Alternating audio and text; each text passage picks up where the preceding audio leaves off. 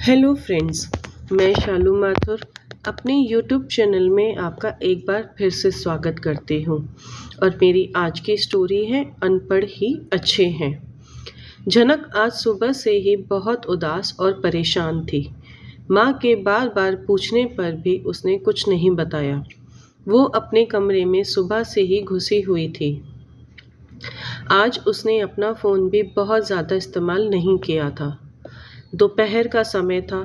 घर में लंच की तैयारी चल ही रही थी।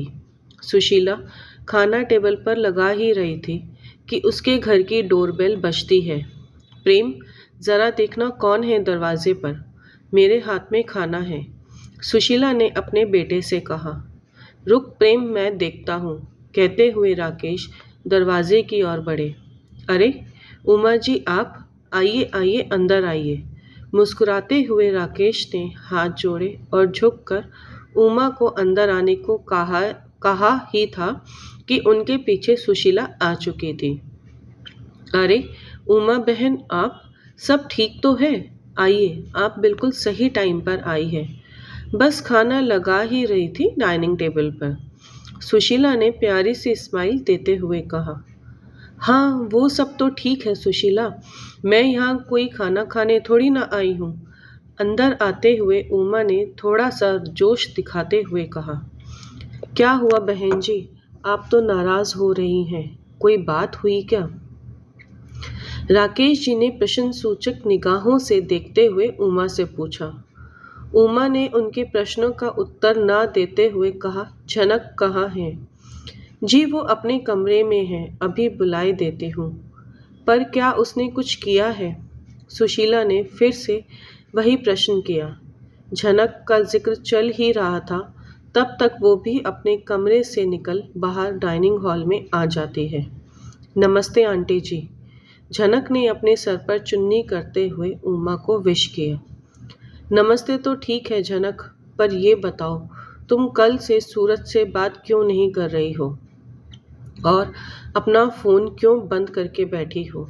उमा ने कड़क तेवर में कहा। अब घर के सारे सदस्य सहित उमा भी झनक को ही देख रहे थे। देखो, सूरज बहुत ही इमोशनल और हठीले स्वभाव का लड़का है। अगर तुम दोनों के बीच कुछ हुआ है तो तुम अपनी ओर से सॉरी बोल के रफा दफा कर दो। मैंने तुम दोनों की सगाई के बाद शादी में 4 हफ्तों का टाइम इसलिए रखा है ताकि तुम दोनों आपस में बातें कर सको, एक दूसरे को जान सको। इसलिए नहीं कि रोज़ रोज़ मुंह फुला के गुस्सा करके बैठ जाओ। झनक, क्या हुआ है? और उमा आंटी सही तो कह रही है। अरे छोटे मोटे झगड़े तो अक्सर होते ही रहते हैं कपल्स में। अब हमें ही देख लो, शादी के इतने दिनों बाद भी तेरी माँ मेरे से रोज़ झगड़ा कर ही लेती है, फिर भी मुझे सॉरी बोलकर रफा दफा करना ही पड़ता है। राकेश ने झनक से जौली अंदाज में स्माइल के साथ कहा। आप तो रहने ही दो, बच्चों को ऐसे टाइम पर भी ना यही एग्जाम्पल देना। बेटा झनक, अगर कुछ बात है तो हमें बताओ। कल को आपकी शादी सूरज से ही होनी है। इतना अच्छा लड़का हमें फिर नहीं मिलेगा। उमा दीदी सही कह रही है, सुशीला ने भी झनक को समझाने की कोशिश की। झनक, हम तो अपनी दोनों फैमिलीज़ के भले के लिए कह रहे हैं। शादी के इनविटेशन कार्ड तक बँट चुके हैं, सारे रिलेटिव्स को पता चल चुका है। अब अगर कुछ होता है तो क्या कह के उन्हें मना करेंगे? ये हमारी दोनों फैमिलीज़ की नाक का सवाल है। और अब उमा ने सुशीला की ओर देखा। सुशीला, मैंने तुम्हारी बात पर भरोसा करके अपनी दोस्ती को रिश्तेदारी में बदलने की कोशिश की, लेकिन ये झनक तो कल से सूरज को नाराज़ करके बैठी है। वो कह रहा है, माँ तुमने ना जाने कैसी अनपढ़ टाइप की लड़की ढूंढी है मेरे लिए। अब तू तो जानती है सुशीला, मेरा सूरज बाहर पढ़ा लिखा है और ऊपर से थोड़ा हठीला है। अगर उसने एक बार मना कर दिया तो फिर अपने बापू की भी नहीं सुनेगा। अब तू देख ले, इसे उसे सॉरी बोल के मनाना तो पड़ेगा। अब झनक कुछ बोलती उससे पहले ही वहां पर बैठी झनक की छोटी बहन डॉली बोल पड़ी। दीदी क्यों सॉरी बोलेगी जब उनकी कोई गलती ही नहीं है। सॉरी तो आपको और आपके बेटे सूरज को बोलना चाहिए। डॉली की बात सुन के सब हक्के बक्के और हैरान होने लगे। क्यों डॉली, ये क्या कह रही है तू? हाँ, मैं सही कह रही हूँ। कल रात को सूरज जी वीडियो कॉल पर दीदी को सारे कपड़े उतारने और उनकी न्यूड फोटोज़ देने की डिमांड कर रहे थे, और जब दी ने ये सब करने से मना कर दिया तो अनपढ़ गंवार का ठप्पा लगा के मुंह फुला लिया।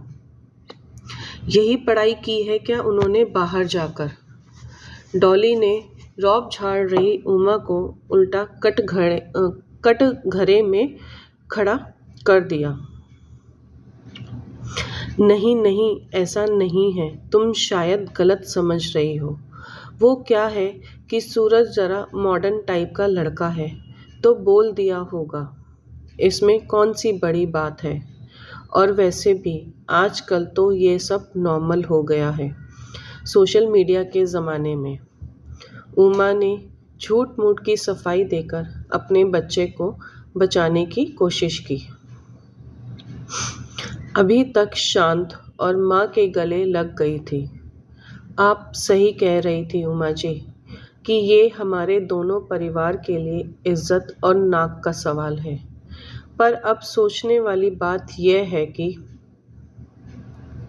नाक किसकी कटी है, आपके परिवार की या हमारे परिवार की?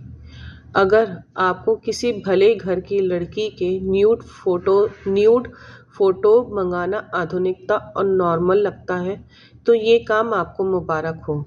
ये सब हमसे तो ना हो पाएगा। राकेश जी ने अपने दोनों हाथों से अपने आंसू साफ किए और फिर उमा के आगे हाथ जोड़ लिए। उमा, तू सब कुछ जानकर भी अनजान बनते हुए मेरी बेटी से सॉरी बोलने के लिए यहाँ तक चली आई। पर कोई बात नहीं, मैं तेरे घर पर तेरे बेटे की इस हरकत पर यह भी कहने नहीं आऊँगी कि तेरा बेटा मेरी बेटी के आगे सॉरी बोले, क्योंकि इतनी संकीर्ण सोच रखने वाले इंसान को मैं अब दोबारा देखना भी पसंद नहीं करूँगी। अब तुम जा सकती हो। उमा अब कुछ बोलने लायक ही नहीं रही थी। वो अपना सा मुँह लिए चुपचाप वहाँ से जाने लगती है। राकेश और सुशीला अपनी बेटी को अब गर्व से सीने से लगाते हुए कहते हैं, ऐसा पढ़ा लिखा होने से अनपढ़ गंवार होना ही लाख गुना अच्छा है। जय श्री कृष्ण। राधे राधे। राधे राधे। स्टोरी पसंद आई हो तो लाइक ज़रूर करें, शेयर करें एंड सब्सक्राइब ज़रूर करें। जय श्री कृष्ण। राधे राधे। राधे राधे।